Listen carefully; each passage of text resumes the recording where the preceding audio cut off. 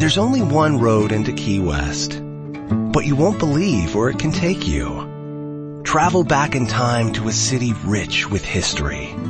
Discover amazing artists and musicians. Taste seafood fresh off the boat, or just kick back and soak up the island vibe. For more about Key West, visit flakeys.com. Key West, close to perfect, far from normal.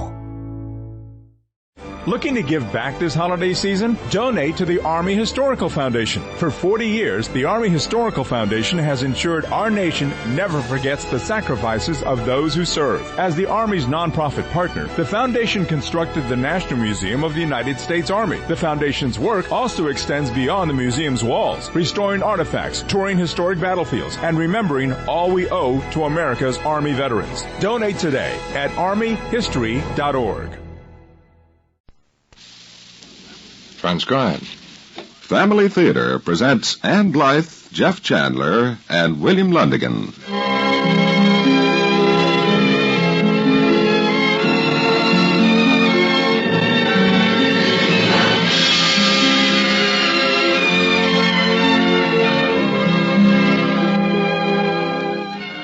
Family Theater's only purpose is to bring to everyone's attention a practice that must become an important part of our lives if we are to win peace for ourselves, peace for our families, and peace for the world.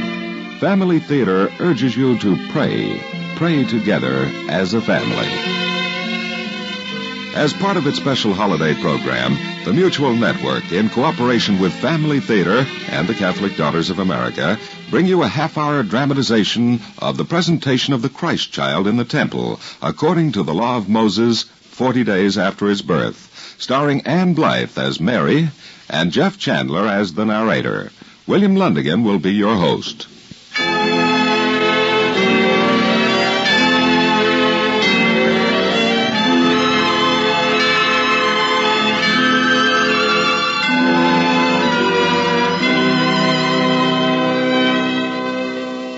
Do you complain, my child, that there is little to meditate upon commemorating the day that Joseph and I brought Jesus for the first time to the temple? Yes, child, I know you realize it was an event worthy of remembrance, and I have seen many of you devoutly celebrating this feast, the feast of the purification.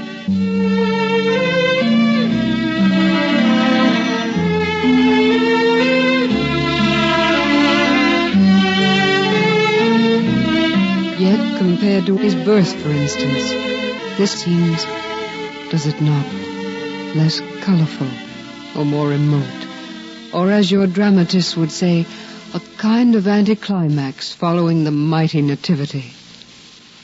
It did not seem so to us.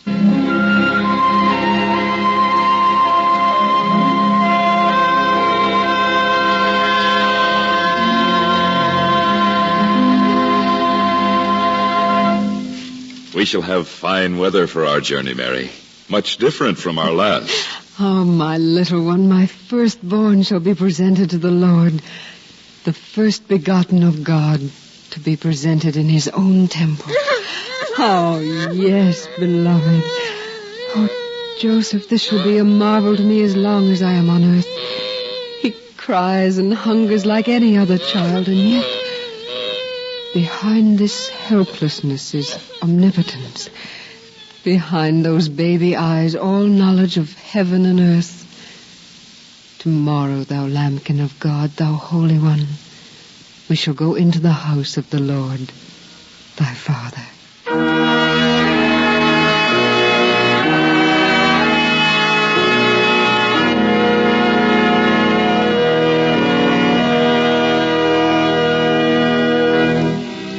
For at that time we yet dwelt in Bethlehem, though no longer in the stable where he had been born.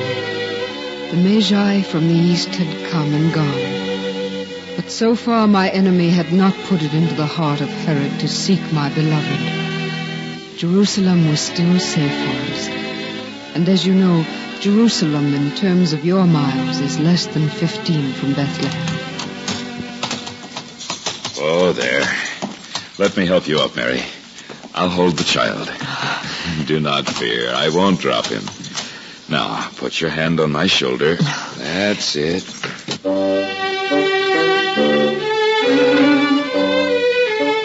Our mode of travel was not a chariot or a motor vehicle, but the faithful donkey which had come with us from Nazareth.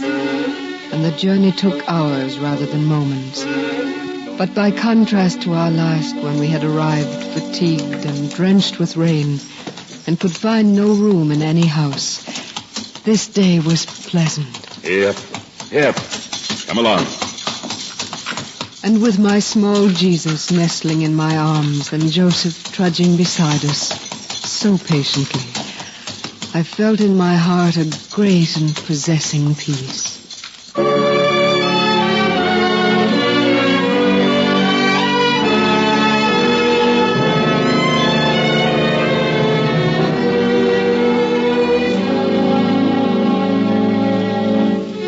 I knew she was happy. For when we had cleared the town of Bethlehem and were alone, the three of us and the donkey, why, she sang. She sang to the babe in her arms, and then her canticle, which begins, "My soul doth magnify the Lord." And I said to myself, "Who art thou, Joseph, son of Jacob, that he who made the heavens hath made thee custodian of his very family? For concerning the babe, does she not share parenthood with God himself?"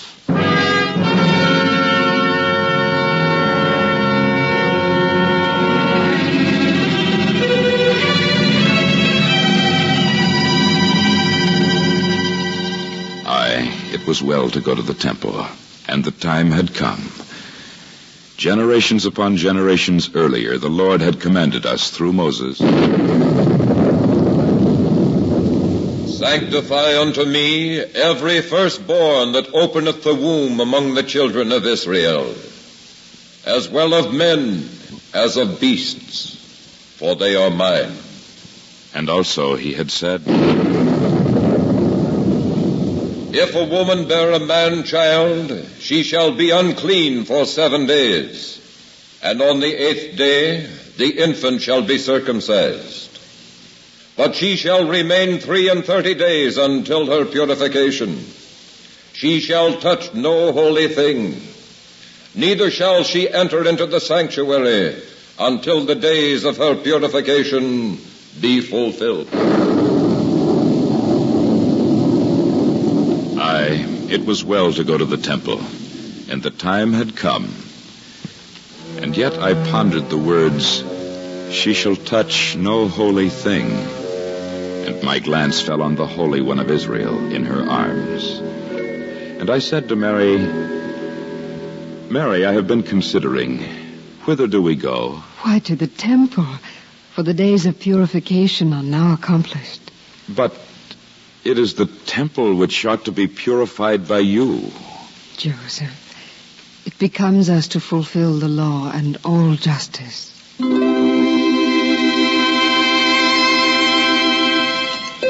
Truly, this woman was the reflection and echo of her Son, the morning star which appears before the sun, the Ark of the Covenant, bearing within her the Holy of Holies, the Son.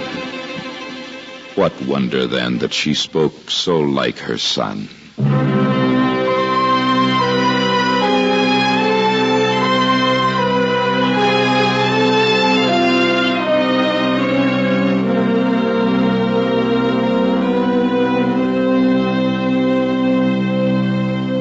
We arrived then at the tomb of Rachel, where we stopped and prayed.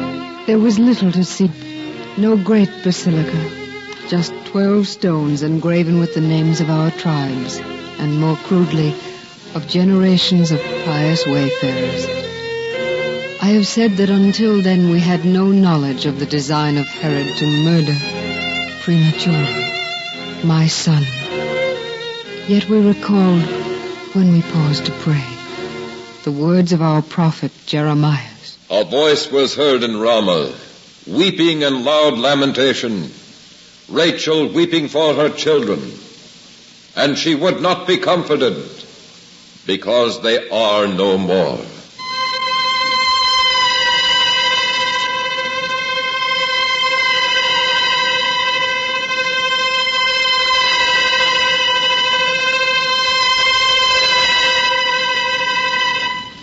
Until then, and for some days to come, the words were but a prophecy, nor could we guess how soon they would be fulfilled. But this was the first shadow of the day. For as we left the valley of Rephaim, we rested beneath an olive tree, barren, and it seemed somehow evil. Unaccountably fear gripped my heart, as if the cold breath of evil, perhaps the future sins of men, had enveloped my beloved, my firstborn. For this was the tree from which they fashioned the cross. Let us go, Joseph. You are pale, trembling. Yes, of course, let us go. Let me help you, Mary.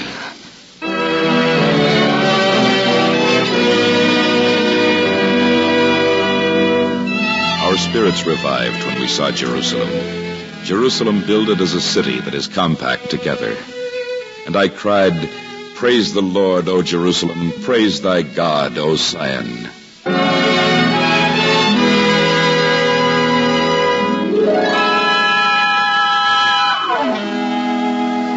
First, as you know, it was needful that I provide a gift for sacrifice. For it was written, "Sanctify unto me every firstborn." And again, "When thy son shall ask thee tomorrow, saying, What is this? Thou shalt answer him, With a strong hand did the Lord bring us forth out of the land of Egypt, out of the house of bondage. For when Pharaoh would not let us go, the Lord slew every firstborn of the Egyptians, from the firstborn of man to the firstborn of beasts. Therefore I sacrifice to the Lord all of the male sex, and the firstborn of my sons I redeem." Now to dedicate, or rather redeem to the Lord, a child, the price of redemption had been a lamb. But by God's grace we were poor, and ours was no longer a pastoral nation, and hence we were allowed to bring just 2 young turtle doves.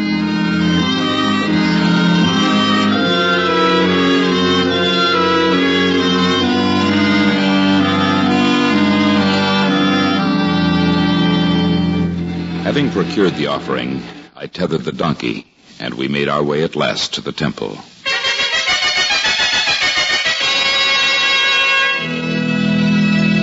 Strictly speaking, the temple proper consisted of the Holy of Holies and the holy place. Outside of this was a great altar, whence comes the description of the death of the priest Zacharias, who was slain between the temple and the altar. And the altar was in the court of the priests. But there were many courts and enclosures, and the whole was popularly called the temple. That temple which our Jesus, now on his first visit and carried in Mary's arms, but bright-eyed and not asleep, would see so often and say much concerning in his later life.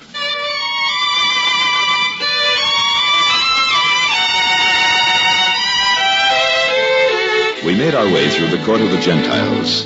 There were many who admired the babe, and I remember there were some Greek children who wanted to give him grapes. He always loved children, as well after he was grown as when he was a child himself, for he had been a child himself.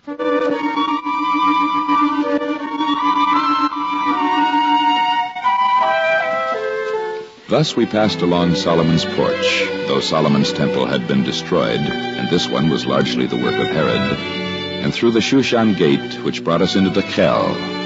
But the temple was not to endure longer than another 73 years. Yet no one, not even the Romans, dreamed of that on this day.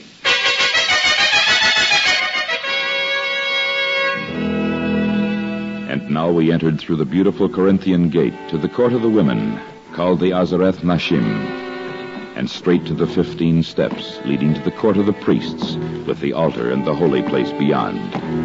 It was at the top of these steps that the ceremony took place. one of the Levites on duty summoned the priest.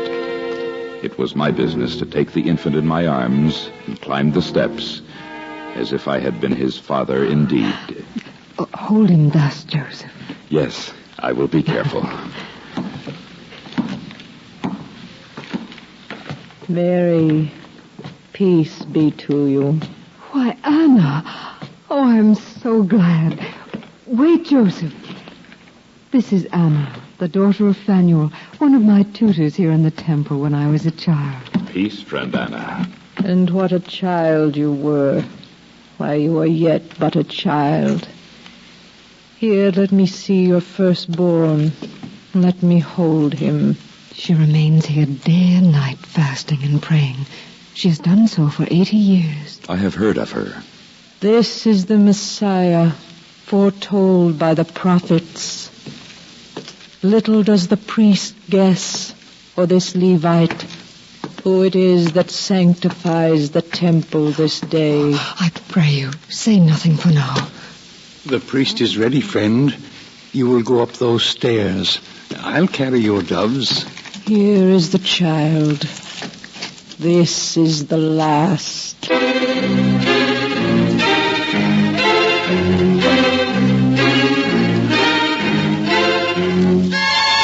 Yes, that was the last, though I knew not what she meant at the moment. Or perhaps I knew, but realized not in the ecstasy of holding the divine infant in my arms, and in the weight of my responsibility.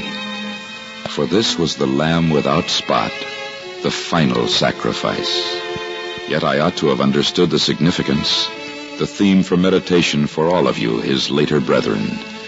For I was redeeming him who redeemed all, presenting him to the Lord, and, according to our law, a memorial of our deliverance from Egypt, buying him back, as it were, with a token offering of turtle doves.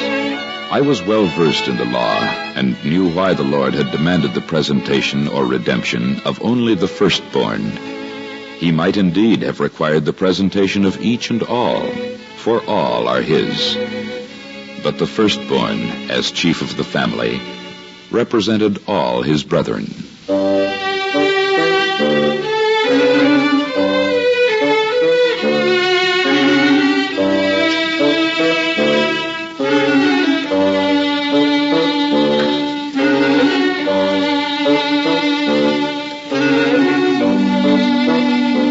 The firstborn of a family stood for all his brethren. But are you not his brothers and sisters? Are you not through his baptism the adopted sons of God? And am I not your mother? Thus he offered himself not for one family, but for a greater spiritual family. He, firstborn of the faithful, presents himself as head of a mystical body. It was at that moment, my child, that he adopted you, and each of you, as his brethren.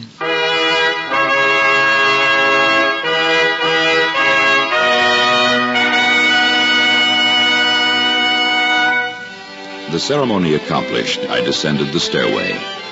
I was about to restore the infant to the arms of his mother when I beheld... Simeon. Give me the child. Now, O Lord, dismiss thy servant in peace according to thy word. For mine eyes have beheld thy salvation, which thou hast prepared before the sight of all nations, a light to the revelation of the Gentiles and the glory of thy people Israel. You are his mother. I am his mother. Oh, blessings, blessings upon your child. King, Redeemer, the Holy One expected for ages. For the Lord had promised me I should not shut my eyes in death until I had seen the promised Son of Man. Now, Lord, dismiss thy servant in peace. For your blessing, Holy Prophet, we thank you. Nay, nay, I will restore the child to her who bore him. Guard him well. Oh, we will guard him and cherish him and adore him. Guard him well, I say. For behold, this child is destined for the doom and the salvation of many in Israel. And he is set for a sign that shall be contradicted. And thou, mother of this child, thine own soul a sword shall pierce. From that hour I was never without suffering. Gethsemane had begun for me. For I understood from Simeon's words that some way, someday, be it far or near, violent men, blind instruments of, perhaps of your sins, my child, would wrench him from me, would harm and slay my beloved, my innocent one, my baby.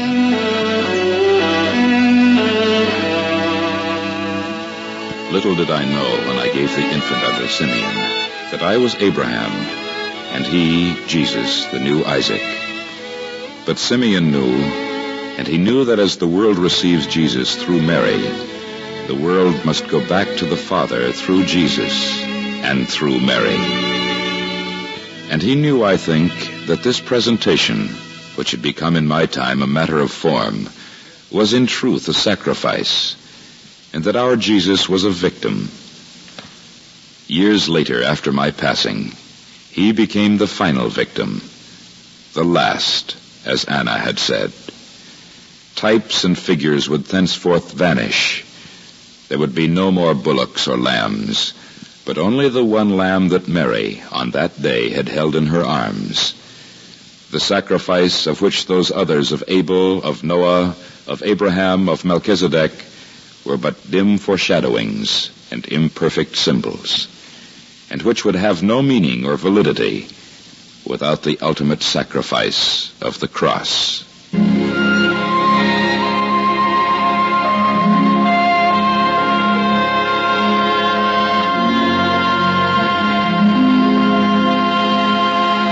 On that day, a bare 6 weeks after the Savior's birth, Mary became the mother of sorrows, a maiden mother not more than 16 years old.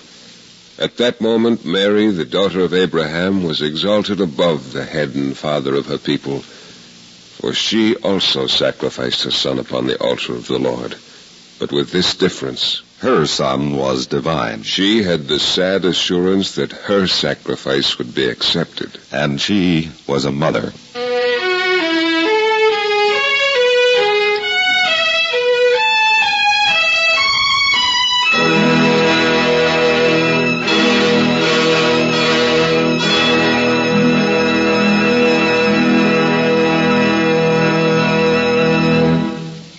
This is Bill Lundigan. In offering the story of the presentation of Christ in the temple some 40 days after his birth, Family Theater would like to extend to all its listeners its sincere good wishes for a happy and joyful and prosperous, and above all, peaceful New Year. And to remind us all that the family that prays together stays together, and that a world at prayer will be a world at peace. More things are wrought by prayer than this world dreams of.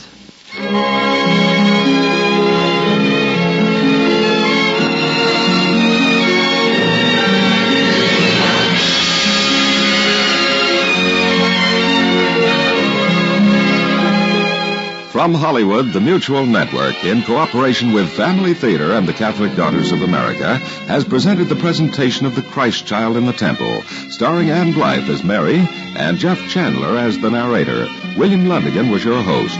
The script was written by Fred Niblo, Jr., with music composed and conducted by Harry Zimmerman, and was directed for Family Theater by Joseph F. Mansfield.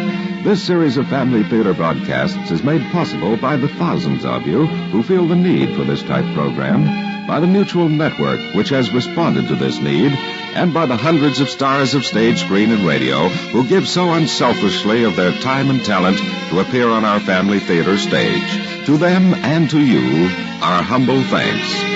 This is George Crowell expressing the wish of Family Theater that the blessing of God may be upon you and your home, and inviting you to be with us next week when Family Theater will present The Finding in the Temple, starring Ann Blythe and Jeff Chandler.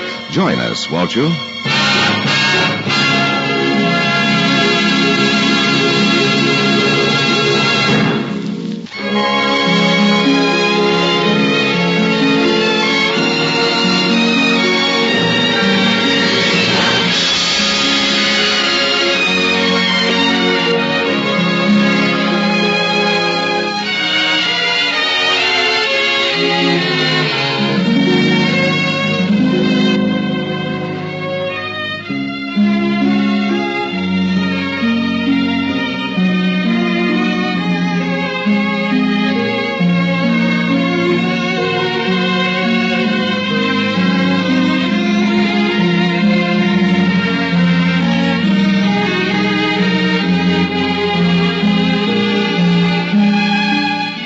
Family Theater is broadcast throughout the world and originated transcribed in the Hollywood studios of the world's largest network, the Mutual Broadcasting System.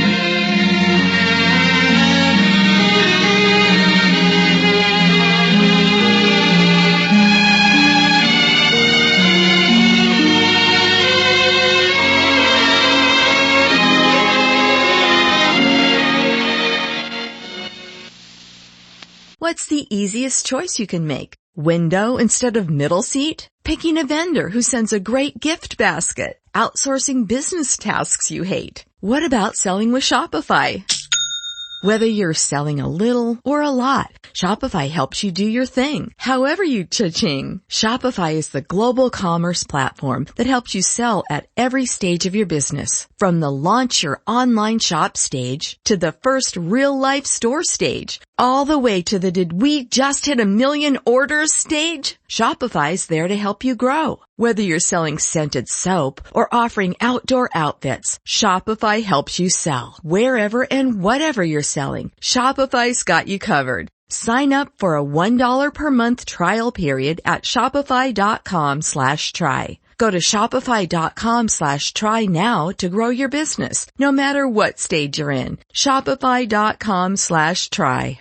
Prescriptions, co-pays, lab tests. Even with insurance, healthcare can cost thousands every year. But not for me, because I'm enrolled in VA Healthcare. My service was then. My benefits are now. Get what you earned. Visit choose.va.gov. Not all veterans are eligible for the type or amount of benefits mentioned here.